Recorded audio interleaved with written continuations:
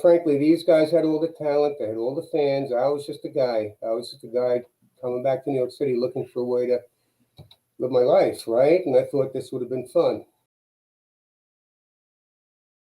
Okay, so let's see. I was born in 1947, and probably around 1951 or so, I became aware of television, and on TV was Superman. The old Superman with George Reese, with the little spare tire around his leotard. And anyway, so I like every other kid, I took a towel and ran around the house. I was Superman, and anyway, so that was the beginning. And of course, it went on from there. But I guess I kind of became interested. I used to buy the DC comics when I was younger. I bought the DC comics: Superman, Batman, The Flash. That's what I remember. Green Lantern, maybe. I don't even know if they were out by then. And little by little, I started to buy also car books when I got old enough to.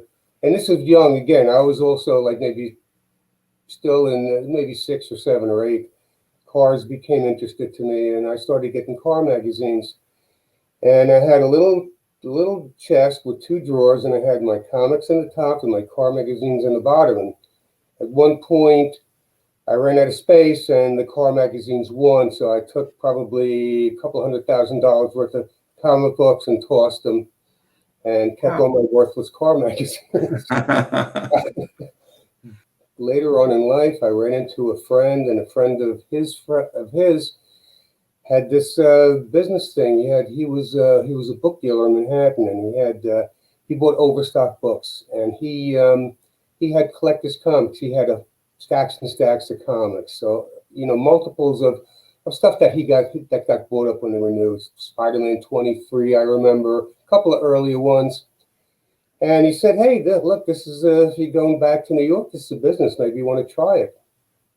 And he said, "You put them in bags, and you sell them, and people buy them." I'm like, "All right, I'll try it." So I started doing it in Florida. I started advertising them, and I forget what the publication was then. And it started to happen. So when I went to New York, I had to find a place that I could afford that was affordable. So it was in Midtown, right off of Lexington Avenue, right diagonally across from Bloomingdale's, major center of activity in New York City, but upstairs.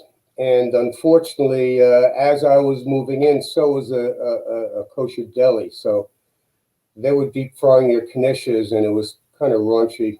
Anyway, so we had the doorway was such, you had a hallway, and then you had to go up a set of steps, and it got a little spooky right at that point.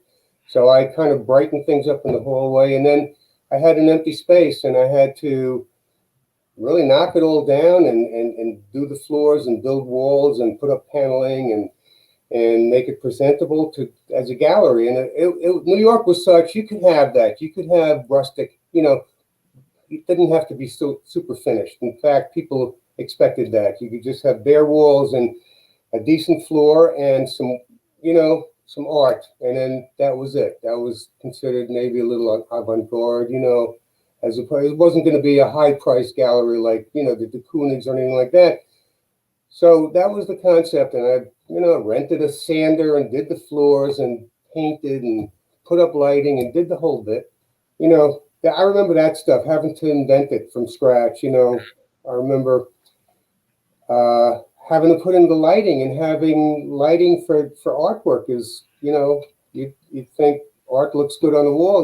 Not always, not unless it's lit properly. And not a lot of light in New York when all the buildings are around you. And the sun, you see sun for about 43 seconds as the earth rotates. Right. So, I mean, all that stuff I didn't anticipate. It was all, like I said, I was very creative. I had a lot of energy. And so it was a great venue for me at the time. And the outside looked like crap. And when you went inside, it was a world of magic. And that's what I was trying to do. I took this diamond in the rough. I put all my efforts on the inside. So if you could get yourself down that hallway and up the stairs, which were kind of dark, I painted everything bright, made the floors kind of light color, bare, shellac wood. And so anyway, that was the game. Let's try to make it a little piece of magic inside behind a rough-looking facade. That was New York. But you need a hook. You need something different. I guess I went to my first comic convention, a Sueling comic convention, probably in '76, and ran into some people, and there was art shows. It's where I met Jeff Jones, ultimately. I get to the convention, I got my table, and I'm like walking around, and there's a room where there's a whole bunch of artists and people, and it's closed off. It's just exclusive. It's just for insiders. And I said, okay, well, that's good. Maybe next year maybe I'll be that in. So maybe I'll be able to get in there somehow. I met this guy, and he had bought an idol statue, a little, however tall that was, of his idol woman from the strip. And he was all gushy about that, and just showed me that, and said, oh yeah, Jeff Jones is here, and oh, his art. Oh, if you could have his art. So I met Phil Sueling, and I was at that point, this wasn't a big industry. There was no Marvel movies or anything. There was really not much of anything except the comics and the conventions, and the conventions were kids buying comics. There were not a lot of adults in this field. So Phil connected me with his line of books. So I had the collector's comics, and I started buying up other collections and filled in that gap. Had Phil's books, the publications. I sold prints, I sold portfolios, and we had the originals. And the idea was, well, let's get it all together and then just publicize the gallery with all these art shows. And then good for the artist, good for me, good for the field. And that was the beginning. That was how we started. I'll be honest with you. I didn't know any of these guys. I didn't know their work. I had an idea for a business, and I didn't really know where it was going to lead. I thought New York was the place to find out. And Marvel was there, DC was there, National Lampoon was there. Everybody's there. So going to the convention, I realized there's a lot of artists, and they seemed accessible. They were doing, at that time, some of them were doing limited edition portfolios and things. And I met Jeff, and he was the first guy I came in contact with. And he said, well, you come down to my studio. And that's when I realized he was in partnership with, in that place with Bernie and Barry and Mike Kaluta. I was there very often. I was there on a regular basis when we were in the first couple of years doing the Jeff Jones show. The first time I went there, I know, we took a subway. That's how you got around in New York City. Subway, get off at 23rd. Their place is on 26th, I believe, and on the west side. You get there, you find your address, go up in an elevator, like a freight elevator. And when you go in, it was a big open space. And typically that's how the artist spaces were, the lofts, they were called. And there were big high ceilings, and usually like they spanned two vertical floors. And each guy had a quarter of the space, and it was a big space. And it wasn't walled off. You could see the whole space, but it was there was desks and somewhat low partitions that defined each of the guys' personal space, cabinetry, whatever was there. And you knew stuff was happening. You certainly knew. By that time, I was aware of Conan. I was aware of Swamp Thing. I was aware of The Shadow. I was a neophyte. I wasn't in on the early stuff. I wasn't a big, the early guy, the early comic strip guys. I wasn't there. I was about these guys. So I knew I was in the presence of the real deal. And I was probably maybe too yielding and respective of their space, and wanting to really make it happen, and just kind of went along with their demands, more or less. And nothing happened that was negative in any way. but my role was they were established. I was just a guy trying to make something happen. So I went in with a lot of respect. So anyway, so these guys, I mean, first of all, yeah, Bernie had a big skeleton hanging in his space. They had stuff all up and down the walls, and the lighting was kind of dim, as you could see. And you know, Smith is a brooding force wherever he's standing. You know, you feel the vibe. You know, beautiful guy, but he was very private. You know, very much so, and very not trustful of me in the least. Kaluta was fine with me. Bernie was more than fine with me. And but going there was a lot of fun. I mean, you could see stuff they were working on, and you know, you knew that this was where it was happening. You know, when I finally discovered after a while, after that, I discovered continuity. When I went to continuity, it was kind of the exact opposite. You had offices, the guys had stuff up, but it felt like Madison Avenue there, and it was uptown. It was up. I forget exactly where, somewhere in the 40s or 50s, not too far from me. And it was in an office building, not a loft. Different atmosphere, different vibe for sure. You know, these guys were more underground and avant-garde, and I mean, yeah, it was. You knew that you were in the presence of talent, and with Bernie, you knew there was certainly greatness there. Jeff was a little tortured, and you could see it in his art. And Mike was a really great, very peaceful guy. Very must have been spiritual. Not that I knew at the time. Must have been just by his demeanor. I could tell that. And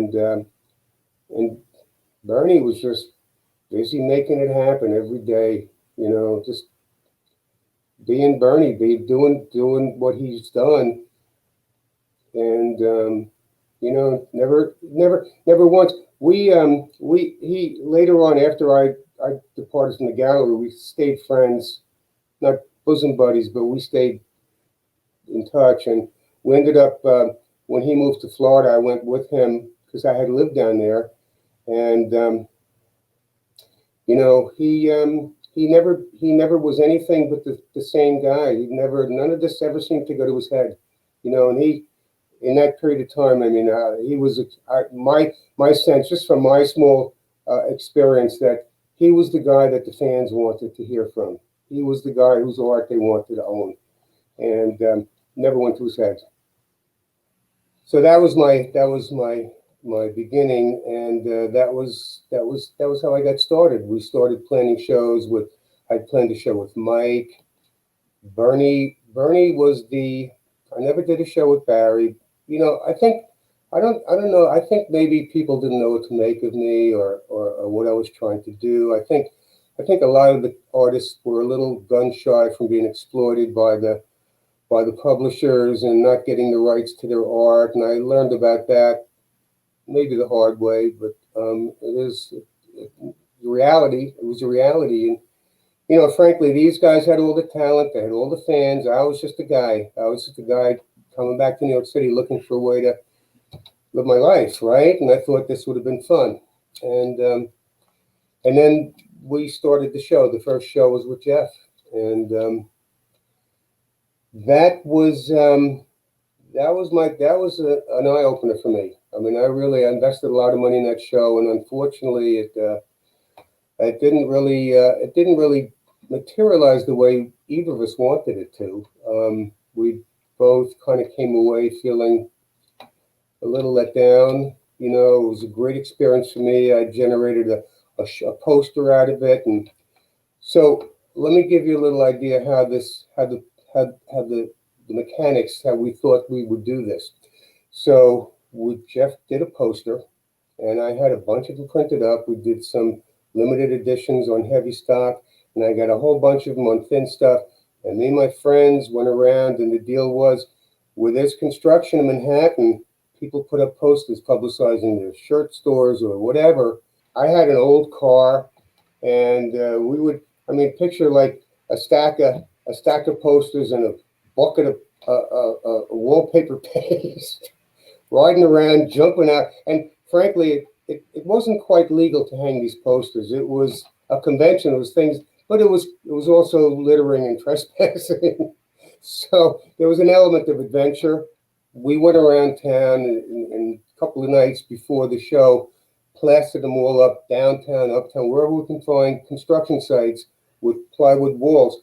The thing was, we announced it to the media. We announced it to whoever I thought might show up to this gallery showing. And we sent out opening announcements to the Village Voice and all the whoever I could think of at the time, New York Magazine, East Village Other, whoever I could think of.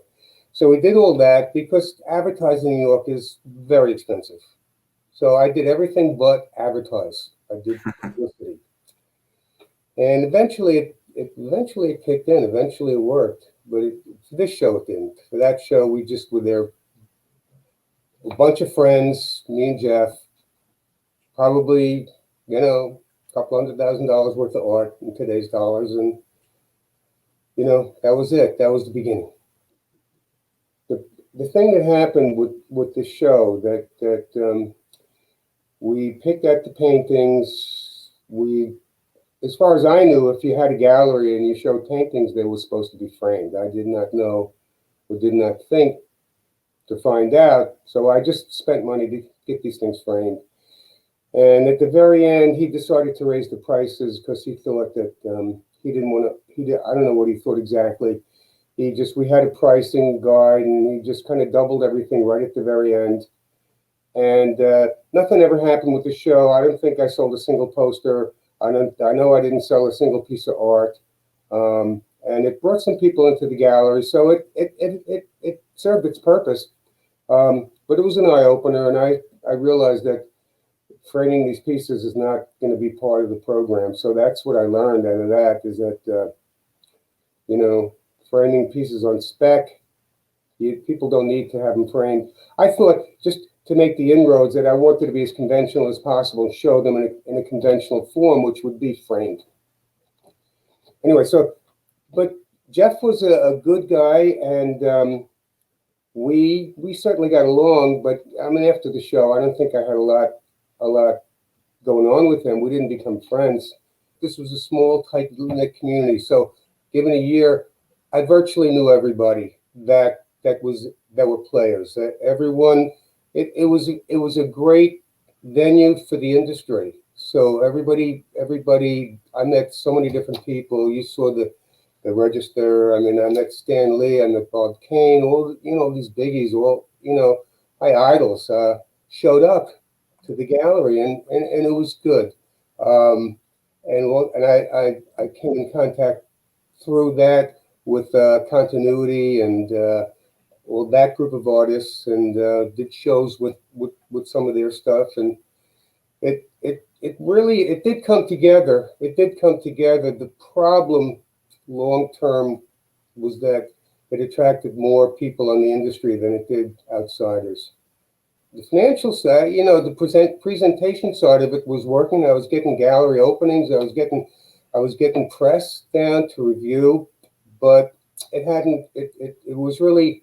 It was. I guess it was maybe too big of a jump for the mainstream population to throw in and spend money. In one of the promotional pieces that you had put together, you had mentioned doing some spot on television with Joe Kubert and Mort Walker. And do you remember what was that all about? You don't remember that one? It was a thing.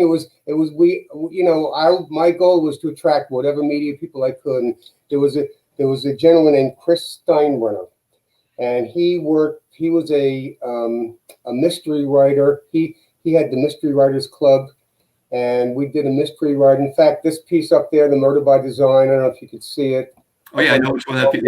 Yeah. So that was that connection, and during that period was when that little TV show, that interview went on, and look, I knew I was out of my element. I was out of my league. I was just, I was just trying to make something happen. And Right. these guys they've been in the business their whole lives, and they had some real stories to tell. And I was, well, but just between Kubert and Walker, I mean, they were, Walker's, as a strip artist, and Kubert is a legend, especially in for drawing war stories and that sort of thing. The Joe Kubert Art School. I mean, he was a legend. So it's just cool that you were, at least on the same show talking about comics and art with those guys. Well, that was one of them. I ended up going to Bob Kane's home. Bob Kane invited me to his place. He had a place on the east side, and we talked. And he came to the gallery a few times. Some of the people. Harvey Kurtzman. Somehow I came across an original from an Annie Fanny pencils from the Little Annie Fanny strip, and ended up reaching out. Got Harvey Kurtzman came down, and as I said, we grew up with Mad magazine. That was, to me, that was the epitome of humor. To give you an idea how stupid my sense of humor must be. Mad magazine was it.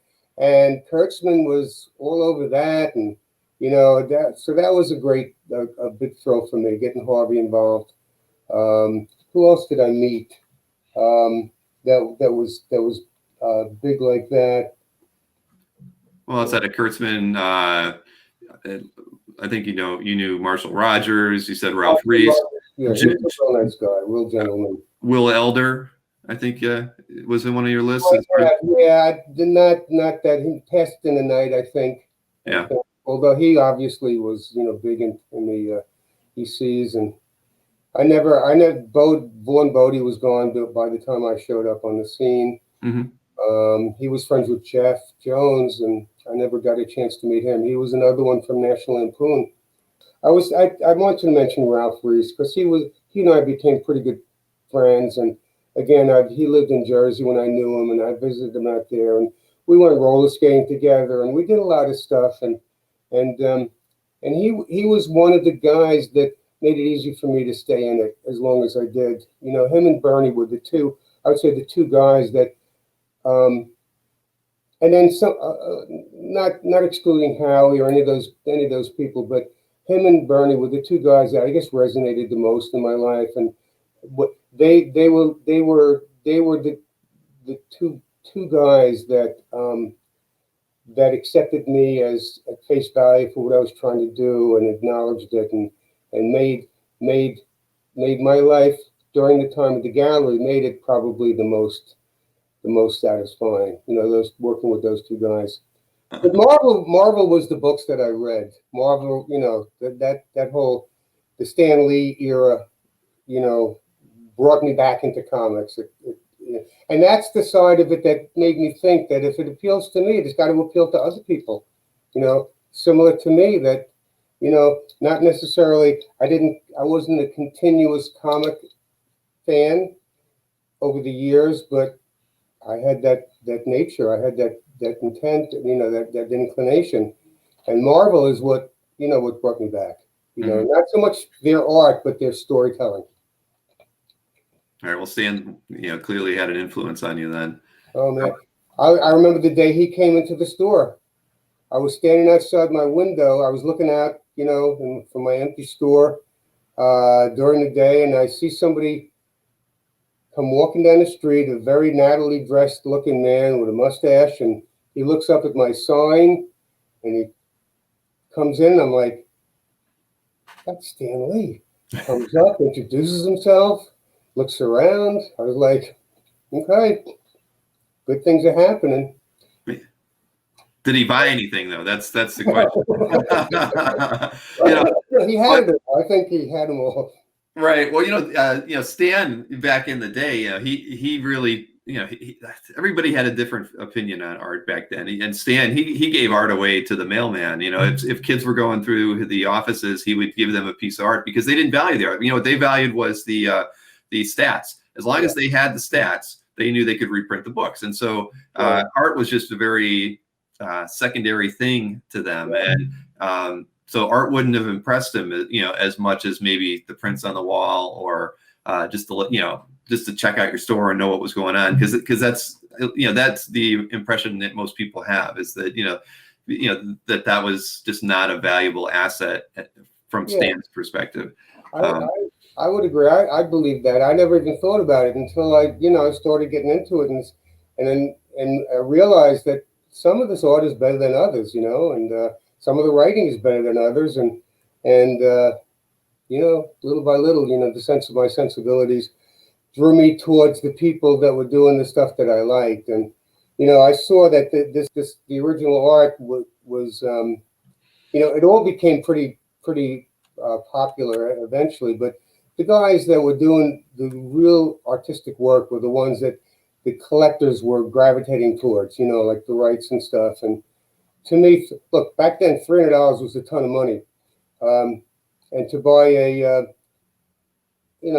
cover to to a Swamp Thing for I think they were $300, or one of them was anyway. Yeah, no, they were all $300, except the cover to issue 9 was, I think, $400. Yeah. So. Yeah.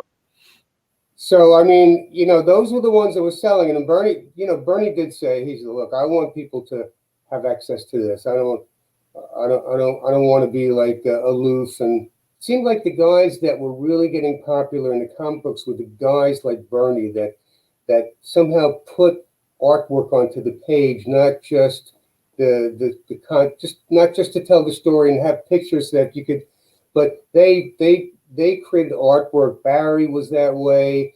Kaluta, I think of all of them, Kaluta probably had to my way of seeing things, maybe the best artistic sensibility in terms of color and design and layout and things. Not so much the comic continuity idea, but his graphics were just, I thought, phenomenal. He was on, and he did the Shadow and a couple other things, and that it was great to meet him. He was a quiet guy. We didn't do a whole lot together, but he was very agreeable with me. Well, it seemed like he did illustrations for some of your marketing, some of the marketing anyway. Absolutely. Oh yeah, and I cut and paste that onto a lot of my generic ads, and he was certainly cool with that.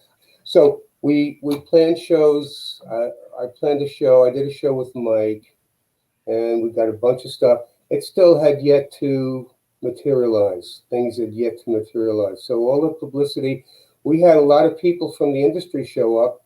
They weren't buying originals. They weren't buying comics. When I went with Jeff to the gallery and to the studio and realized that Bernie was part of that, and he mentioned that he would be open to doing a show, and I guess he started thinking about it. And so Bernie kind of plotted the whole thing out. And was the Halloween party his idea too, or? Well, no, that was both of our ideas. Yeah. I mean, I had the hey, let's do this, let's do that, let's make it fabulous beyond what it might even really be. Let's see. Maybe everyone else will think it's fabulous. Yeah, the Halloween party was, but I'll tell you what, everyone came in fully decked out costumes. It was incredible. It was incredible. He brought all the energy. We said, look, we could do a poster, because that's what I did. We'd do the poster for the show, sell the limited editions, plaster them around the city, catalog, only because, there was so many things that he had and let's do a real catalog. And so Bernie wrote virtually all the copy, did the layouts, picked the pieces. So one of the weird things that was going on also amongst all of the stuff was the Son of Sam. Do you remember that? The Son of Sam, the 45 caliber killers. There was a stalker, some guy who was a serial killer walking the streets of Manhattan and Queens and Brooklyn, murdering people, kind of like couples in cars. Would go to different, and he would send letters to the New York Times, to the Daily News, and so anyway, so they finally got this guy. The same year that I'm doing Bernie's show, so Bernie comes up with the idea to do the "Somebody Please Stop Me" poster. And it's a serial killer that murdered somebody, and he's asking for help. And I'm like, Bernie, I got to go hang these up on the walls of New York. And, we did just come out of the Son of Sam and everything. And I guess it didn't change anything. We did it. And, what did we care? It might have even been a tie-in, as we might have thought it was some sort of cool tie-in that we could get somebody's interest in, maybe. But that was going on. And if you were there, it was intense. It was intense. So during the gallery show for Bernie, I mean, did you sell more prints and whatnot and books versus original? More prints. I sold catalogs. I had some good art customers, some guys that came in, and some wealthy guys that, again, they were few and far between. They were business people that still had that were into this, and there wasn't many of them back then.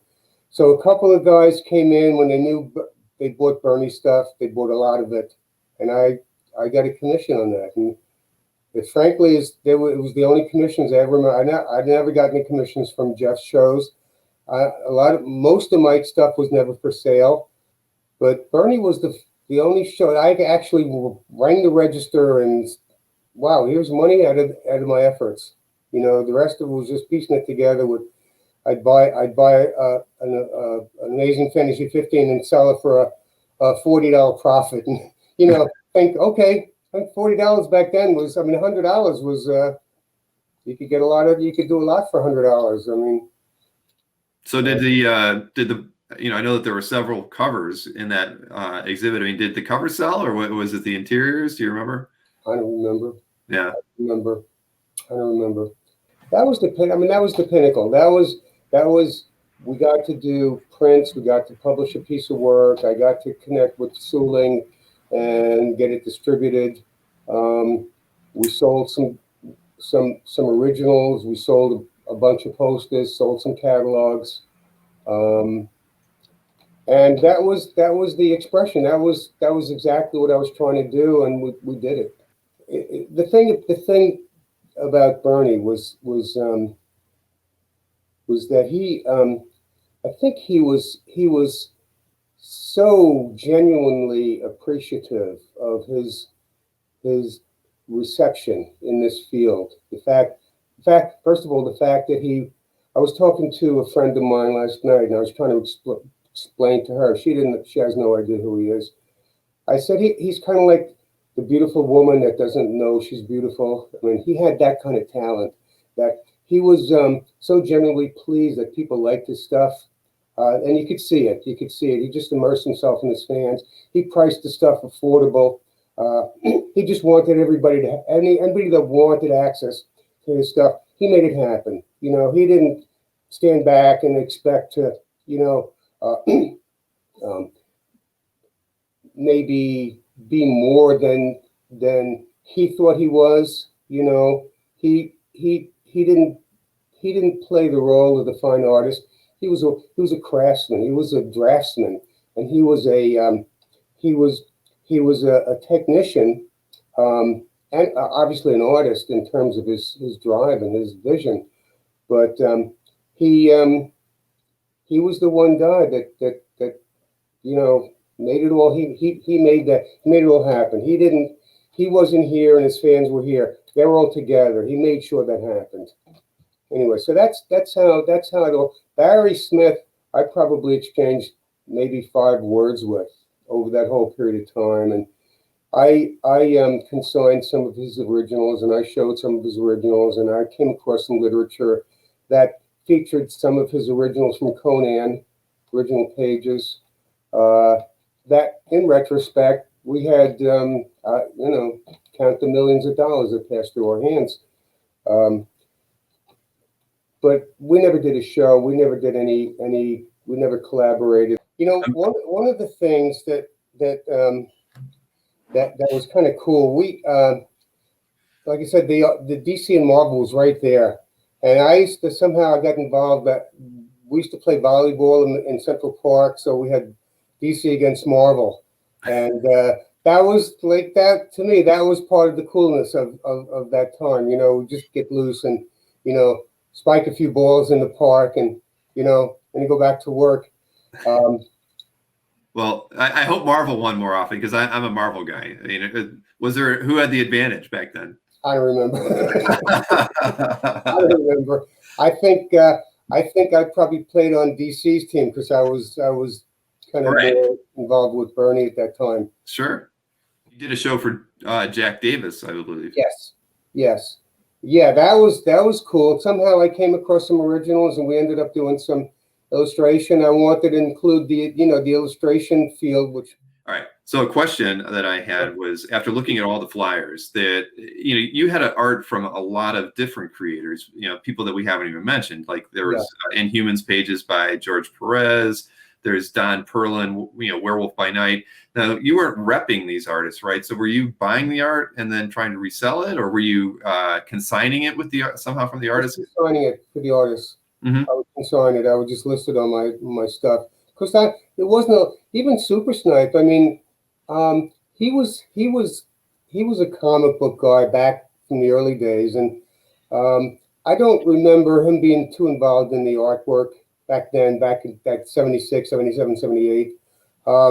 So, a lot of the artists, the word of mouth said, hey, this guy's selling comic art. If you have any, hook up with them. And so I didn't have possession of all those pages, but I was in touch with those guys. And, through other guys, a lot of them came out of continuity. And it was just whatever I could get. I didn't own a lot of stuff. I hardly owned anything really, except in the comic books and the collector's books. So that's what I owned. Mm-hmm. I didn't own any of the art. So those lists of prices and whatnot. I mean, and I'm not talking about the Bernie one, for instance, because that was a catalog. But the other ones where you were listing out separate issues for, like I said, Inhumans and whatnot. Were those sent out as like mail order pieces? Full mail order, yeah. There was I forget the name of the publication, but it was the Only Enthusiast. It was the fan. It was a newspaper, and I forget the name of it. I could probably look it up and find out, but that was it. And I used to hand make all these ads, and they would be double trucks. Eventually, I'd get a double truck in every week in one of those things, and it was exhausting just putting those ads together. And if you saw some of the stuff, I mean, looking at them now, I mean, I don't even know where I got the energy or the time to cut and paste. And I mean, I still have little pieces of type that came loose over the years, and it was time consuming. But that was it. That was the only place you could advertise. This type of stuff was in that publication. I at the end of the day, want to feel like I did something.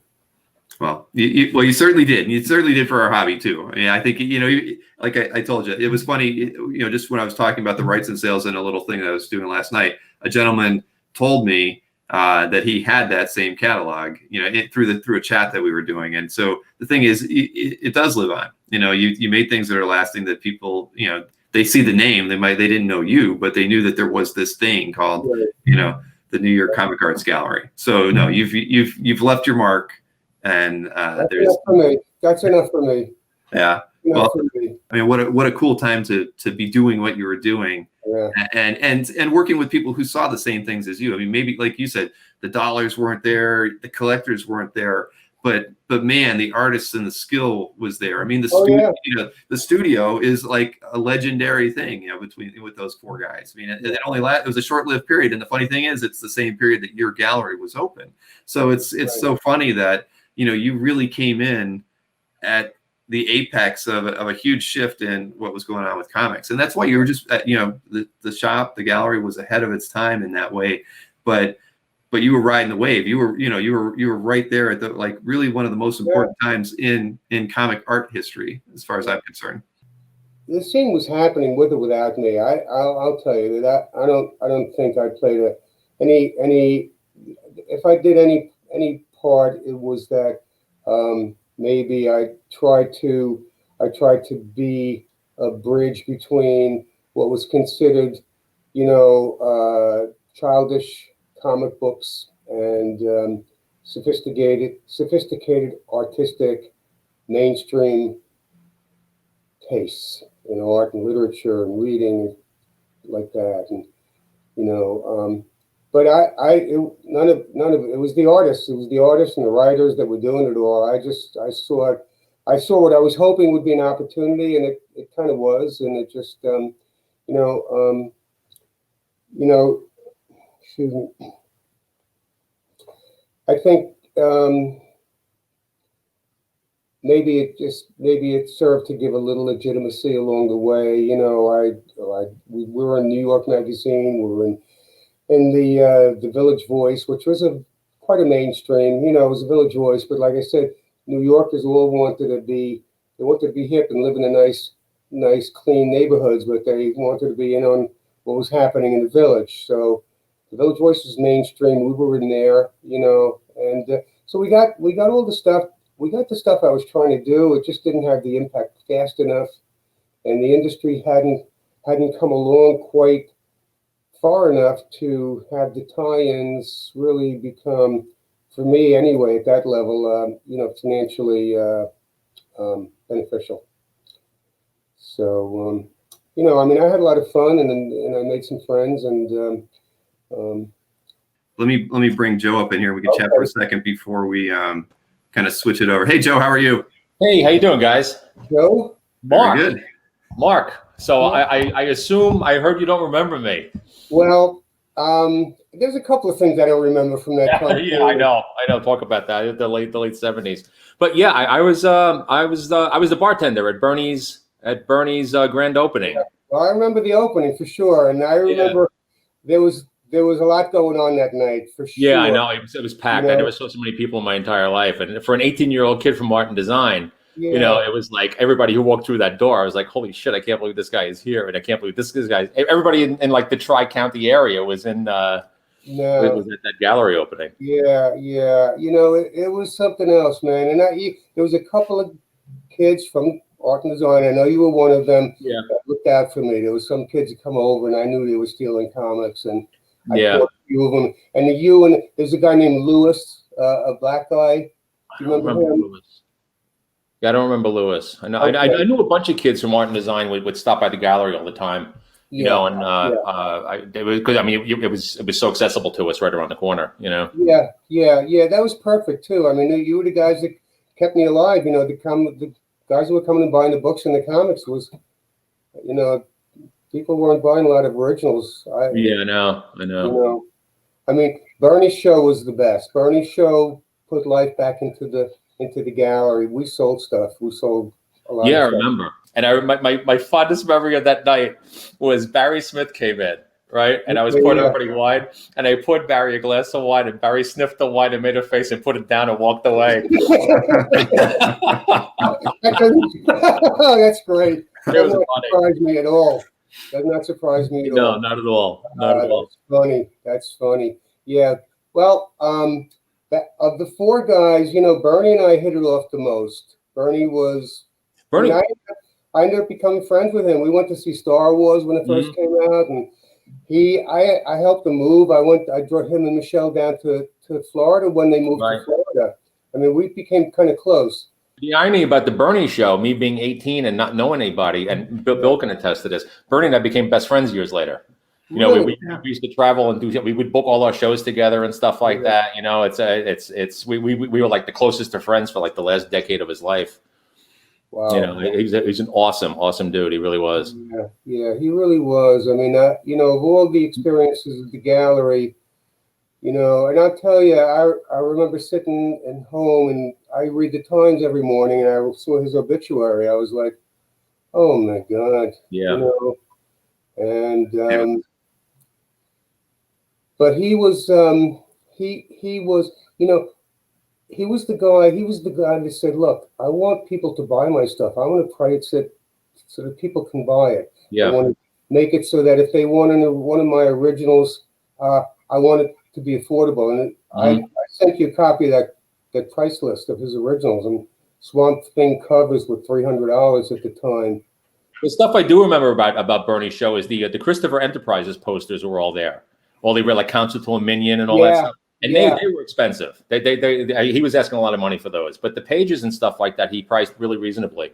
Yeah. When Bill mentioned your name and I looked you up, I said, man, those were some hard times for me. I mean, I won't deny it. It was touch and go most of the time, except for the fun times when we had an opening and right. But the rest of it was grunt work and running around and hanging posters and things. But when he told me about you and I looked you up and I said, it was all worth it. I said, thank you. Yeah, that place was a big inspiration. It really was. Yeah. The big attraction of your place was the fact that, most people, you never had a chance to see, especially if you were in school, you didn't have a chance to ever see what actual real professional comic art looked like. I mean, you had Supersnipe that was up on 84th Street, who had comic art, and they were just always ridiculously priced. They were so expensive, up at Supersnipe. But, we went to your place and you had such a variety of stuff, to be able to go through when it was just, I remember Steve Hickman paintings on the wall. Well, you were definitely a visionary at that point, because there are places that have done it since then, but there was no place like that before then. There really wasn't. Yeah. I agree with that. And I just wished I could have hung in, but the women in New York are very impressed by money. Yes, I know. Well, it's like a few months after Bernie's show. Bernie's show was in October. And that November, I met Chaikin at Village Comic Art. And I happened to have my portfolio with me with 3 paintings I did the summer I graduated art and design. And he was looking for an assistant. So he hired me as his assistant. Okay. And while I was working for him, he sent me up to Heavy Metal. Heavy Metal bought one of those pieces for a cover, commissioned another one.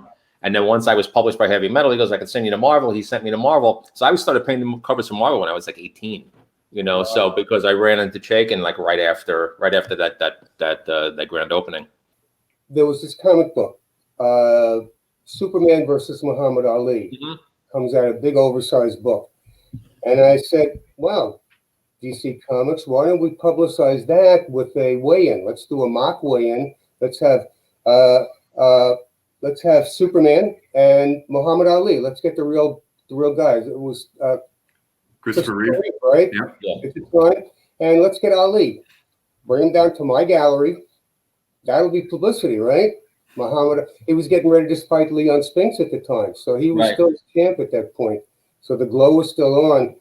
And they said, well, first of all, we can't allow Superman to appear in costume in public because we're afraid some child will go, oh, Superman, I can shoot him and he won't feel it. So they're like, all right, I don't know how. Okay.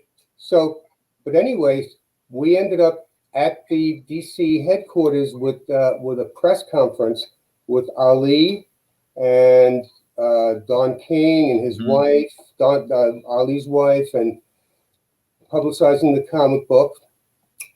And the deal was, okay, the next day I was going to go get the originals from Neil for the comic book, show them at the gallery, at least some tie-in, Right. I mean, this was a lot of effort went into this. And anyway, so every single news was there, every single camera, what I wanted, what I was going for was to have all the mainstream news people come in. And so I didn't get any publicity from it. DC Comics did, and Muhammad Ali did, not that he needed it, right?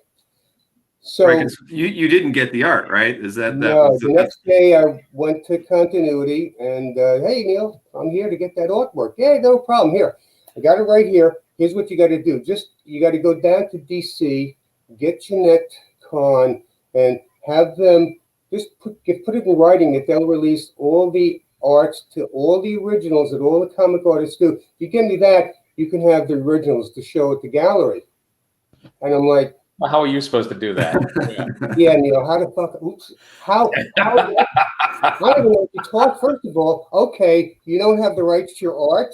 Why not? Right. And, well, I don't know. I didn't even know. Okay, well, let's think of something else to do. Yeah. Yeah. But I got the experience, and I did get to see that. Yeah, Mark, that was your idea, and yes, you got every piece of media out that they just went to DC Comics. They didn't come to your store. So, in a way, it was an acknowledgement of my vision, but it didn't.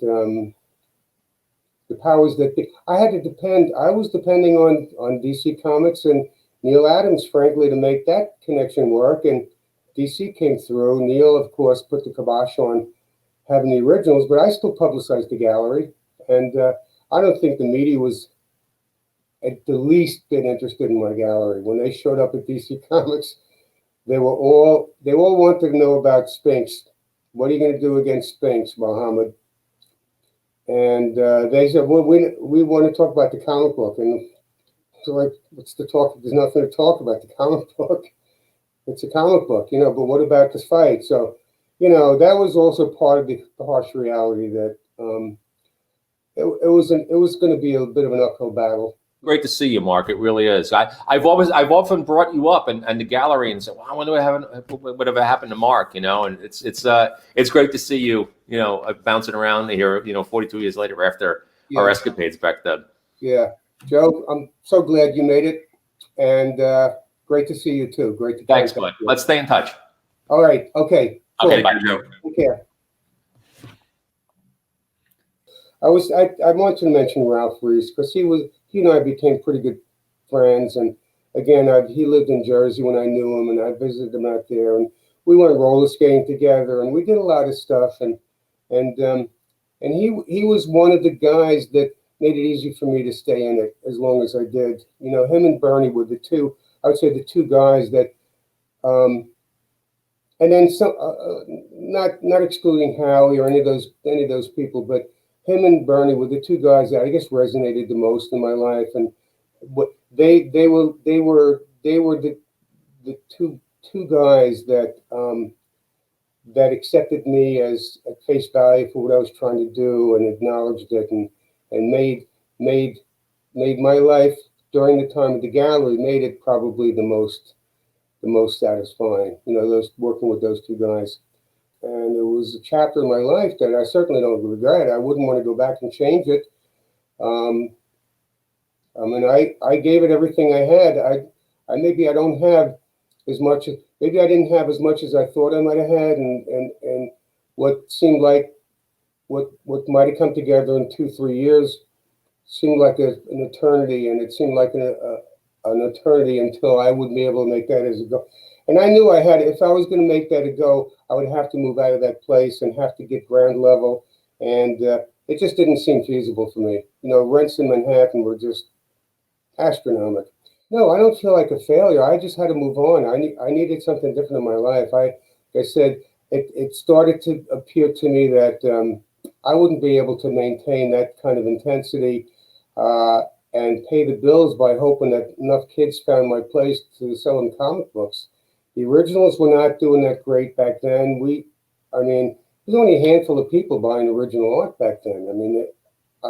I remember the few times that some of the stuff I sold of Bernie's, and it wasn't a lot.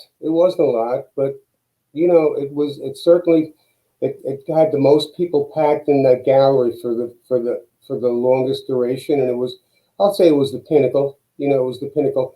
I did my best to put it all together and make it work. It's got to produce money at some point.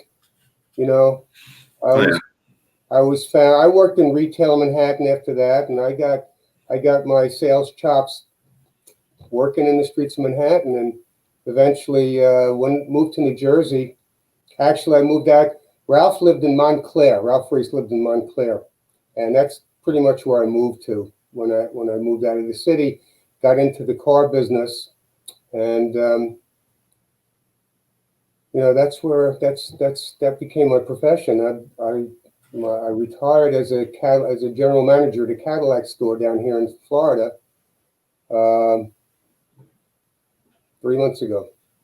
I think the timing for the gallery was perfect for me, but for me to get into it 10 years later, I don't think it would have worked. I was already on my way, and I think it's only been until now that I'm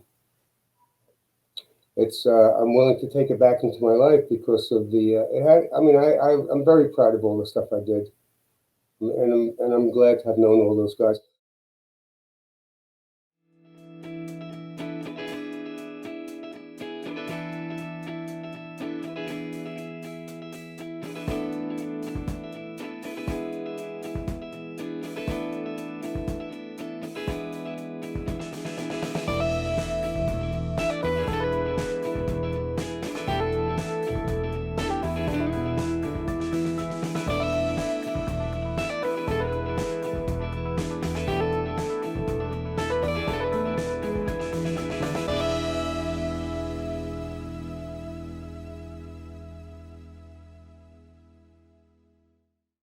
couldn't open up a store today and do what I did just on eBay. I sold more art in the last 2 months than I did the whole 3 years I was involved in the gallery. Now it's up. I kind of like it, you know. No, I don't blame tell you you. what, you know, once you have it, you never. Everything went up in one shot. All the arrangement and the spacing and everything and the balance, and you know, at the end I looked at it, I was like, wow, that ain't too bad. I still got it.